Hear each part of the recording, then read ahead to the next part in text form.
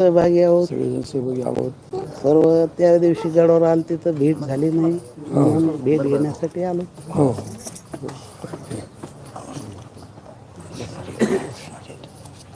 तिथं बसा दादा. हो बसतो जागा आहे. दादा या की. दादा बसतो.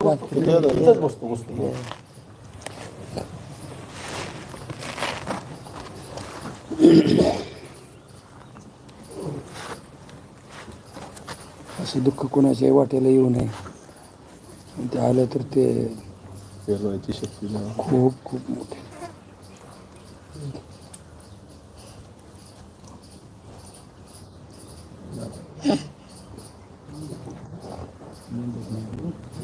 आई म्हणून काय व्यथा असतील, मुलगी म्हणून काय, पत्नी म्हणून काय, भाऊ म्हणून काय, सगळ्या एखाद्या वटवृक्ष उन्मळून पडल्यावर त्या वटवृक्षाच्या झाडात सावली खाली असणाऱ्या लोकांची काय अवस्था.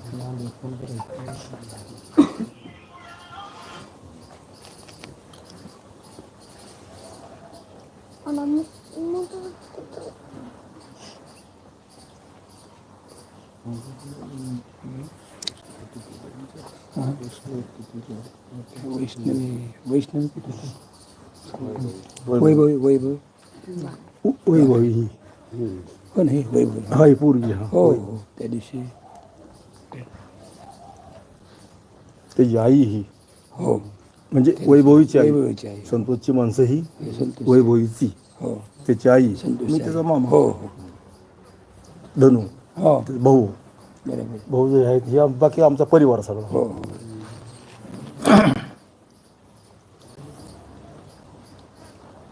त्या आतरडीच्या ताई ती गेली परत. हा दोघं गेले ते इथं होते 15-20 दिवस. हो हो मी मागे आलतो त्या हो हो त्या होते तुम्ही आलात तेव्हा.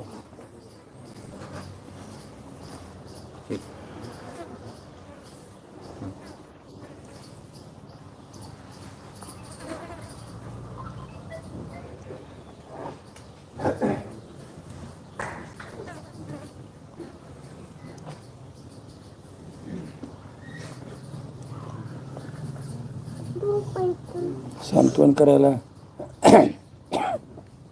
माणसं एकमेकाकडे जातात पण त्या दुःखाला मर्यादा असते. पण हे कल्पनेच्या बाहेर मर्यादेच्या बाहेरचं खूप मोठा आघात आहे, मनावर दुःख आहे.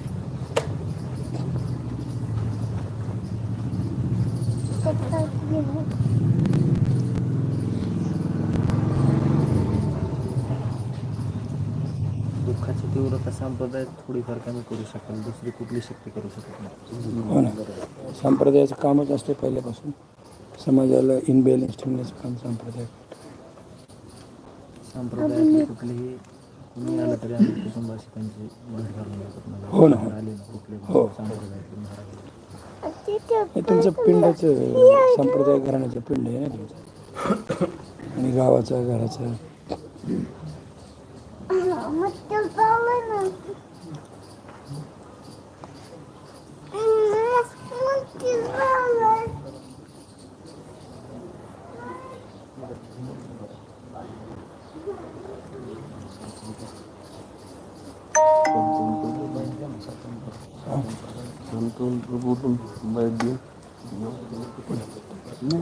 बाबा बोलले नाही तुम्ही बोललो ते बोलले बाबा तुम्ही बोला बाईट द्या सांत्वन करते. तुम्ही पहिल्यांदा बोला पण ते मगाशी हा बोललो होतो. सिंगल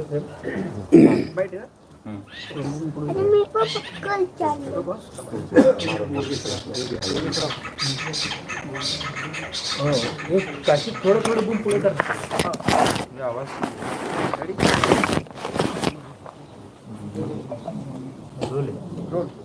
बोला महाराज, आपण कुटुंबियांची भेट घेतली. या ठिकाणी मसाजोग या गावामध्ये सर्व आम्ही संत महंत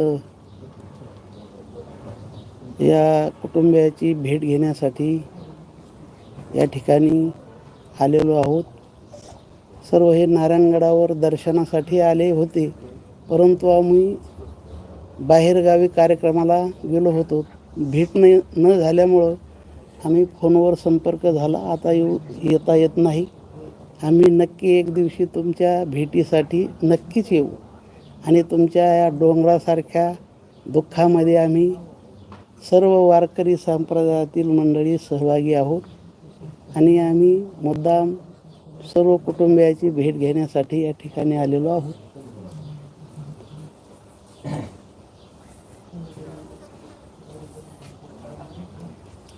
उरले महाराज एक मिनिट हा.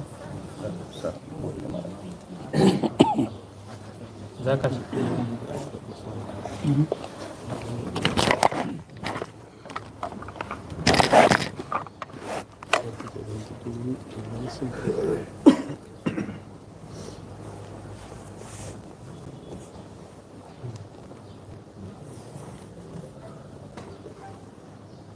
महाराष्ट्र ही संतांची भूमी आहे आणि सर्व साधू संतांची आपण भूमिका पाहिली.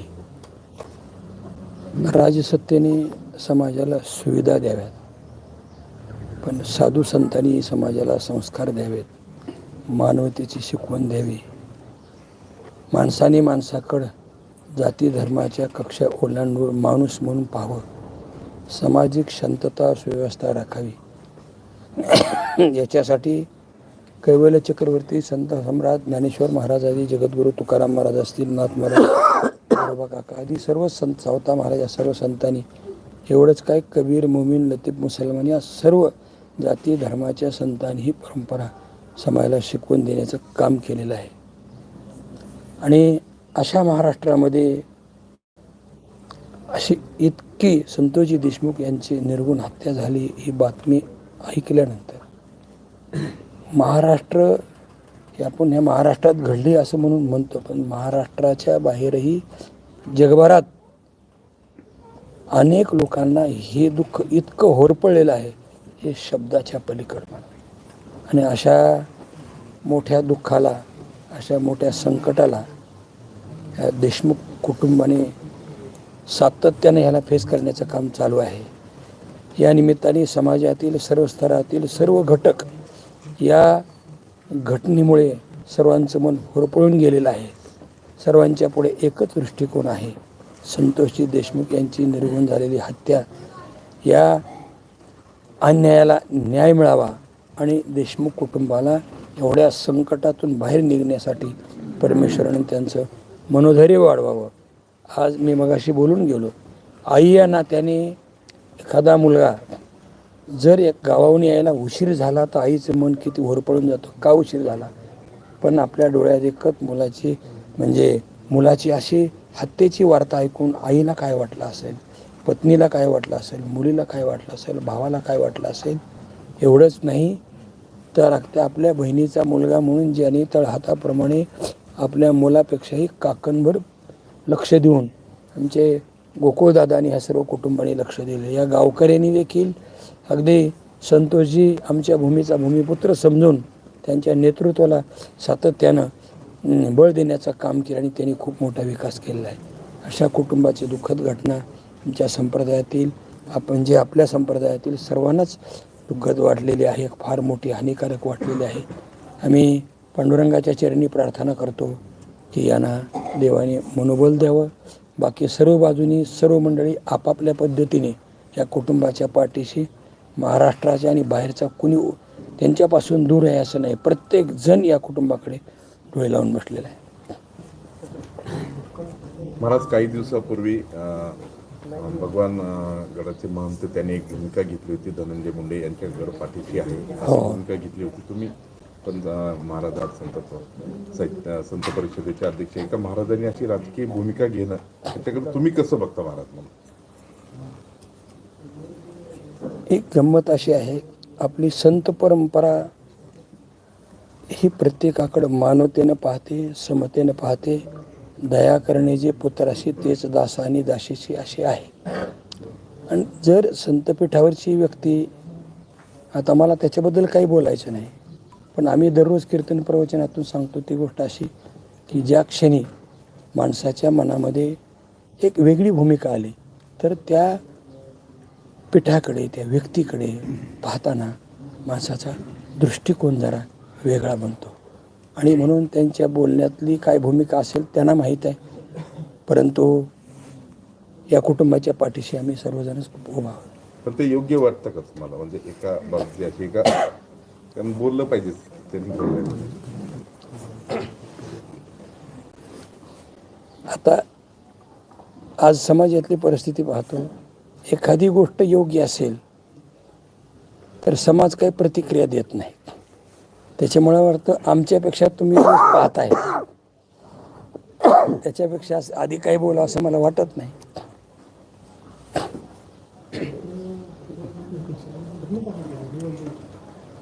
नाही बोलले सर्वांनी बोलून ऐका ना, वरिष्ठ बोलले, बाकीच्यांनी बोलायचं. अखिल भारतीय वारकरी मंडळाचे अध्यक्ष बोलल्यावर बाकीच्यांनी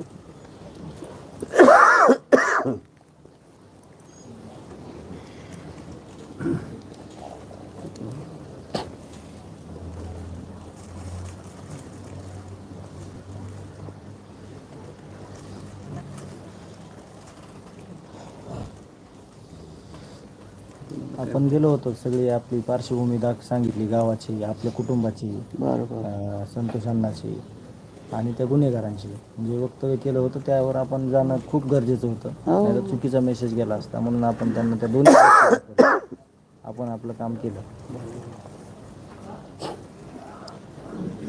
तुमच्या सगळ्या भूमिका आम्ही दररोज पाहतोय. प्रत्येक भूमिका एका वैचारिक पातळीवर आहे. आपली असेल, वैभवीची असेल, आईसाहेबाची, त्यांच्या धर्मपत्नीची, मामाची, सगळ्याचीच भूमिका आम्ही मीडियावर पाहतोय. इतकं सतर्क, इतकं दक्षतेने आपल्या कुठल्याही शब्दाचा कुठेही इनबॅलन्स झालं नाही पाहिजे. इतका एवढ्या मोठ्या प्रचंड दुःखात आपणही इनबॅलन्स राहत आहे. हे दुःखात असलेल्या माणसाला मार्गदर्शक विचार आहेत. आपल्या संकटात आपण कसं इनबॅलन्स राहावं, चाकोरी कशी पकडून राहावी. मी त्या दिवशी भेटायल्यानंतर वैभवीला बोललो, वैभव तुझे भाषण आम्ही रोज ऐकतो. तुझे भाषण ऐकताना आम्ही कीर्तनात जरी असलो आणि कुठं जरी असलो तरी आमचे आसूर आम्हाला आवरावे लागतात की ह्या लेकरावर आज किती मोठ्या संकटाला तोंड द्यावं लागतं. आणि तो तुझे विचार इतके परिपक्व आहेत.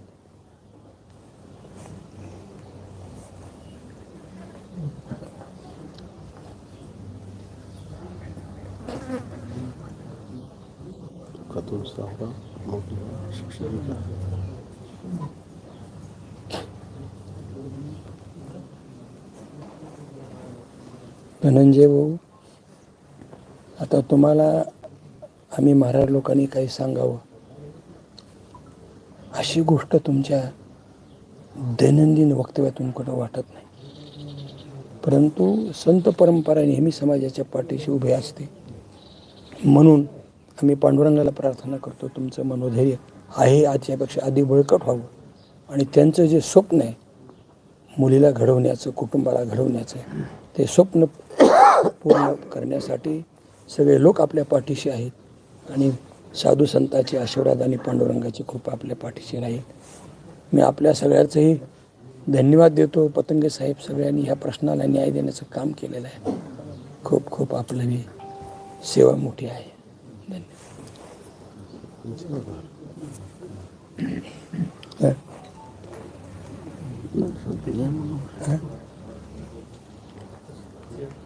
महाराज मेघडे महाराज नंतर नाही ठीक आहे, बोल तुमच्या पाठीमाग बोराडी महाराज बोलले, वरिष्ठ बोलल्यानंतर बाकीच्यांनी बोलायचं. ठीक आहे, ठीक आहे. आम्ही बोललं काय नाही. चल ठीक आहे. हो हो.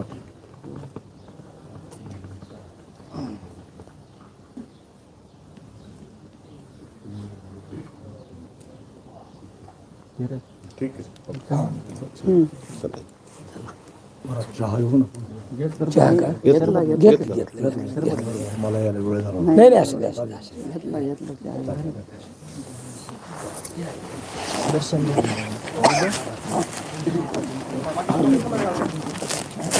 काट्या सगळं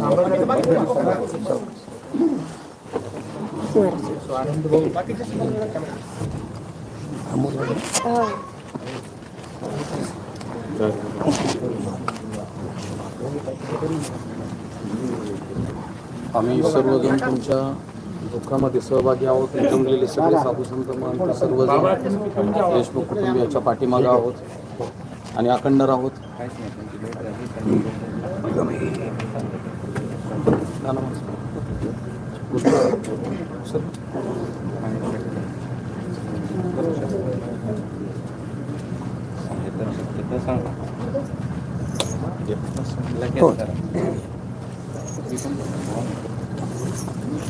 करून द्या आवड द्या.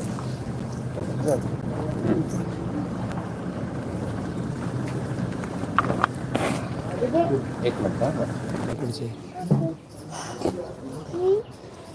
काय तुमच्या दुःखात आम्ही सहभागी आहोत. सगळेजण सहभागी आहोत. सर्व त्या दिवशी गडावर आले तिथं भेट झाली नाही, म्हणून भेट घेण्यासाठी आलो.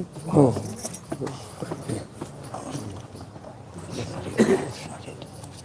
तिथं बसा दादा, जागा बसते जागा आहे. दादा या की. दादा इथंच बसतो.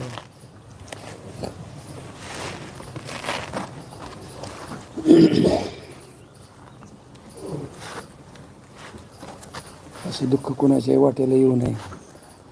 आणि ते आलं तर ते पेरवायची शक्ती नाही. खूप खूप मोठे.